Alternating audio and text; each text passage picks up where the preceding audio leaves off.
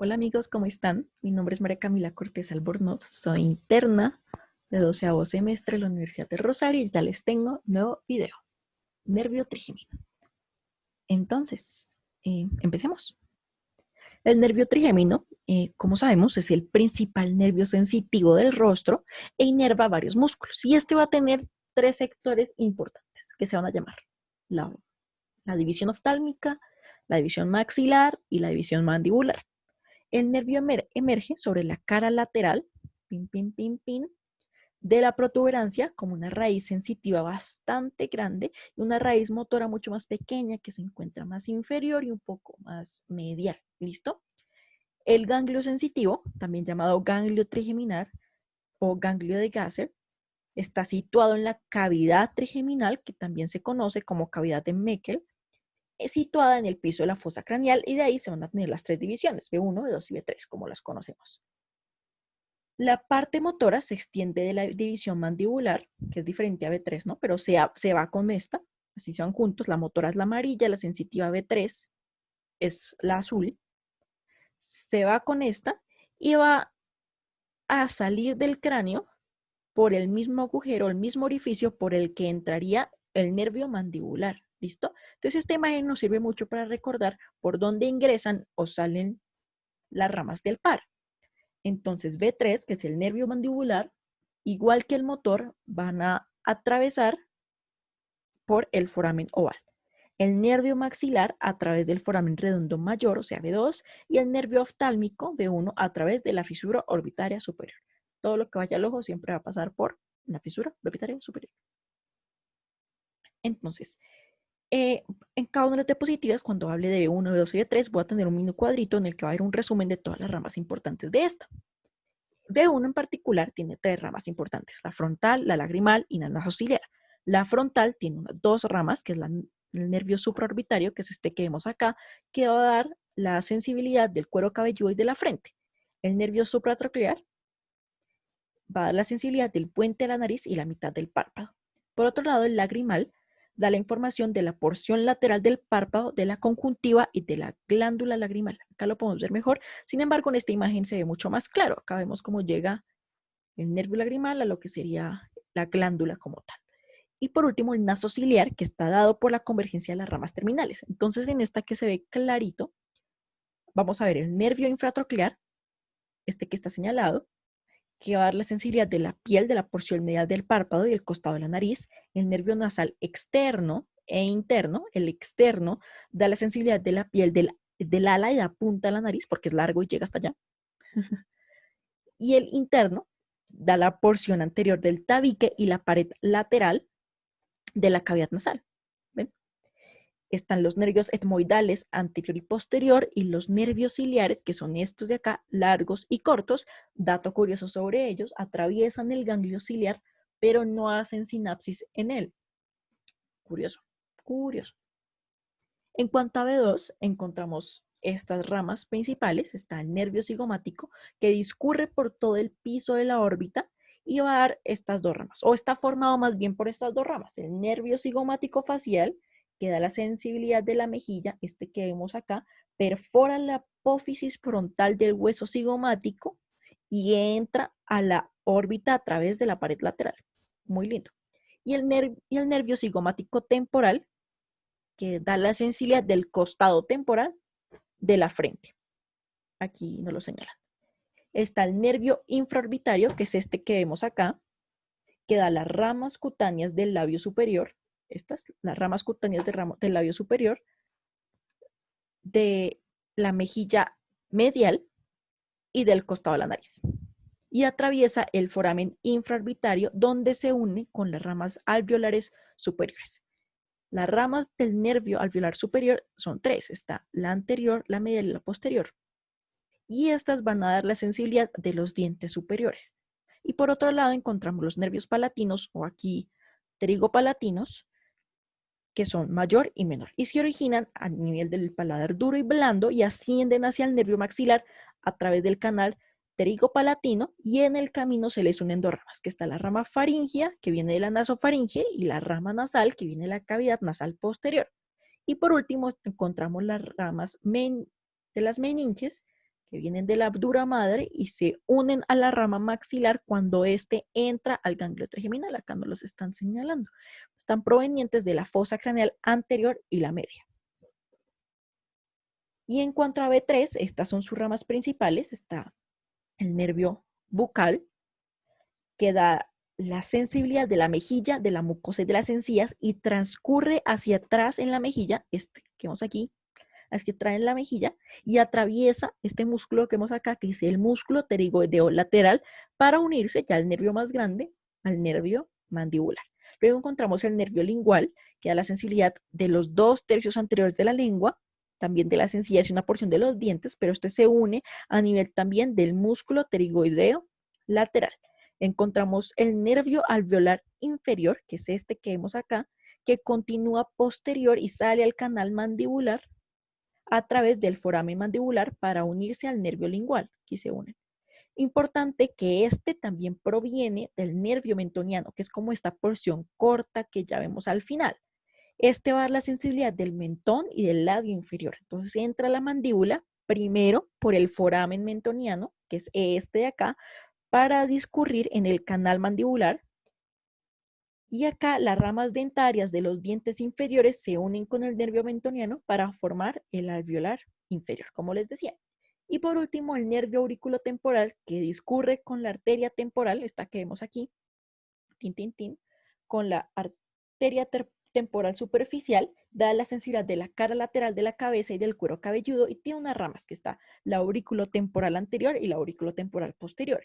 Y estas convergen en un único tronco anterior a la oreja que se une con la rama del conducto auditivo externo y luego rodea la arteria meningia media, que es esta, medial, perdón, y se une al tronco principal ya de B3. Qué lindo. Y aquí están los núcleos, tanto sensitivos como motores. Entonces el sensitivo, como vemos acá, llegan las 3 ramas, B1 y B2 y B3, a través de la protuberancia en la cara lateral. Y este es el núcleo más grande de todos los núcleos. Y va a tener 3 porciones o 3 subnúcleos. Está el núcleo mesencefálico, el núcleo trigeminal pontino, porque está en el puente, y el núcleo espinal del nervio trigémino. Importante que este espinal se fusiona con la sustancia gris después de la médula espinal. ¿Listo? Y estas señales sensitivas se proyectan a la corteza sensitiva contralateral, primero pasando por el tálamo, pero eso se los voy a explicar ahorita. Y en cuanto a los núcleos motores centrales, se encuentra el núcleo masticatorio, que es este amarillo, está situado en el tegmento de la protuberancia, como la podemos ver, está más medial y un poco más inferior que el sensitivo, que es bastante grande, y recibe señales tanto del nervio trigémino, de la formación reticular de ambos hemisferios, a través de la cápsula interna, la corteza motora, y del vestíbulo coclear para el tensor del tímpano. ¿Listo? Entonces, en cuanto a los axones masticatorios, viajan con la rama B3, como ya les había dicho, y llegan al ganglio trigeminal. Y de ahí abandonan el cráneo por el foramen oval, donde se vienen 5 ramas. Y estas van a ser las 5 ramas. Primero, el nervio pterigoideo medial. El nervio pterigoideo medial se encarga del tensor del velo de paladar, tensor del tímpano y del músculo pterigoideo medial. Luego está el nervio pterigoideo lateral, que como su nombre lo indica, inerva el pterigoideo lateral. El nervio mesenterino, que como pues su nombre lo dice, inerva el músculo macetero. El nervio, los nervios temporales, que a partir del nervio mandibular inervan el músculo temporal, y el nervio miloioideo, que discurren con el nervio alveolar inferior, que es este que vemos acá, hasta que entra en el canal mandibular y con este continúa sobre la mandíbula y se divide en 2 para inervar el músculo digástrico y el músculo miloioideo. Listo. En cuanto a las vías centrales sensitivas, pueden ser 2. Está el del tacto discriminativo y el del dolor y la temperatura.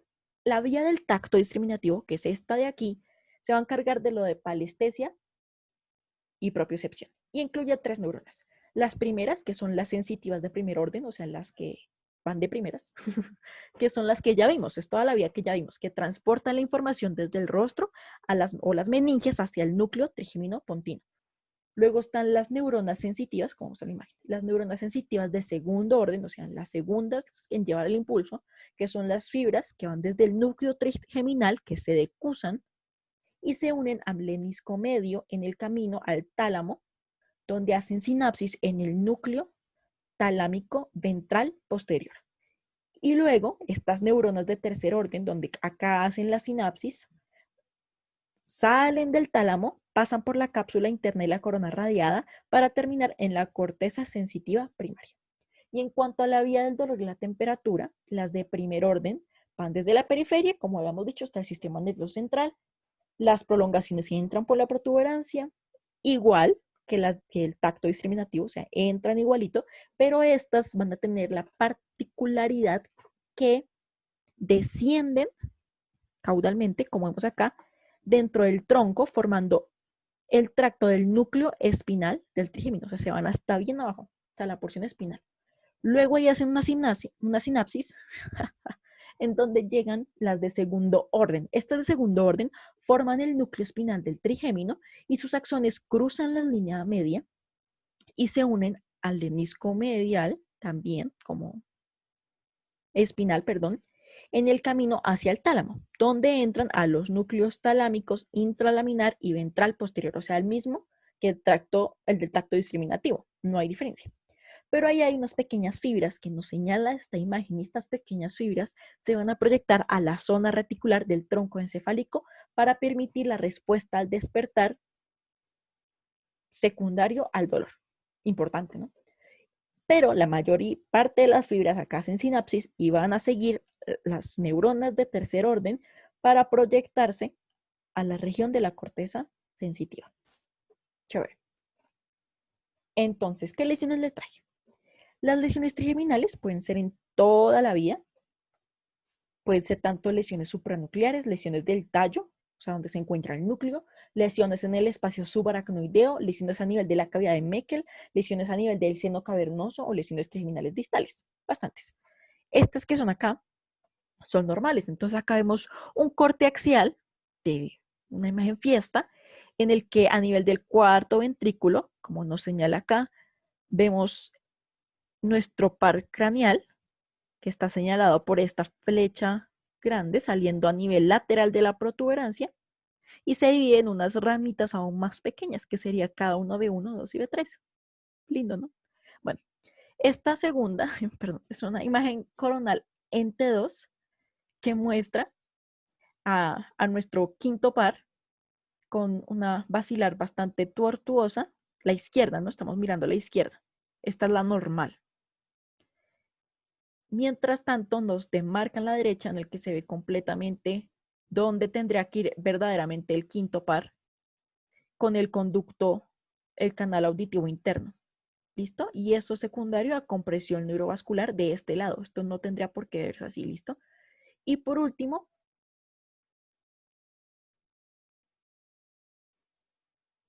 aquí vemos en esta imagen es un corte coronal en T1 con contraste, es el mismo nivel, en el que vemos un realce del quinto par derecho, como nos señala esa flecha, derecho, ¿no? Se ve como más blanquito que el otro. Quinto par derecho, comparado con una señal normal de lo que sería el quinto par izquierdo, ¿no? Esto es congruente con lo que sería una neuritis viral. Importante saber que las neuralgias trigeminales en realidad es más común en mujeres que en hombres, pero no es común, o sea, es raro. Y en las imágenes se puede ver una vasculatura tortuosa a nivel del quinto par, es decir, que hay una compresión neurovascular del trigémino, que es lo mismo que nos pasó aquí. Hay una tortuosidad de la arteria basilar que me comprime todo lo que ve y por eso mismo se desplaza mi quinto par. Y además les quería hablar del glioblastoma multiforme. Este es el tumor primario más frecuente, es del 12 al 25% de los nucleares intracraneales, cursa con cefalea, déficit neurológico progresivo, raro que tenga pues como presencia de déficit de pares, pero puede pasar. En la resonancia magnética se vería como una masa heterogénea que realza ante uno con centro necrótico, con edema peritumoral, puede ser hipertensa T2 e hipointensa ante uno, y suelen expandirse por la materia blanca en lo que conocemos como forma de mariposa, ¿listo? Entonces en la imagen se ve una lesión heterogénea en T1 con edema hipointenso, pero en otros casos la lesión puede ser multifocal y mostrar un realce del nervio además de la masa. Entonces en esta imagen que vemos aquí, es esta de acá abajo, perdón, es un corte axial en T1 con contraste en el que vemos claramente ese realce, como les está describiendo, irregular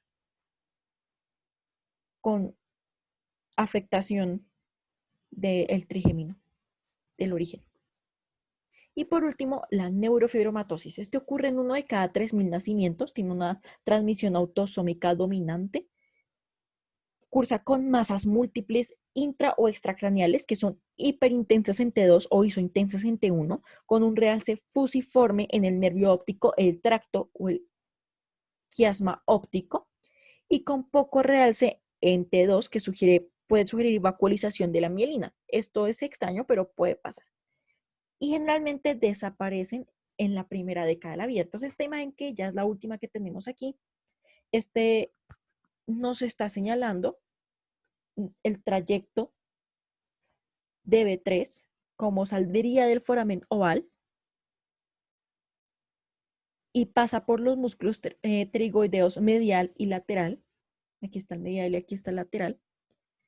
Y esto lo que nos está indicando es una neurofibromatosis múltiple que involucra a B1, a B2 y a B3 en un paciente ya con neurofibromatosis previa. Entonces aquí se ve como este realce o este engrosamiento de todo el trayecto. Y eso es todo. Así que gracias por ver. Acá les dejo el link del video número 1, o sea, de las generalidades de los pares, para que los vean en orden, quienes no los han visto. Nos vemos. Gracias.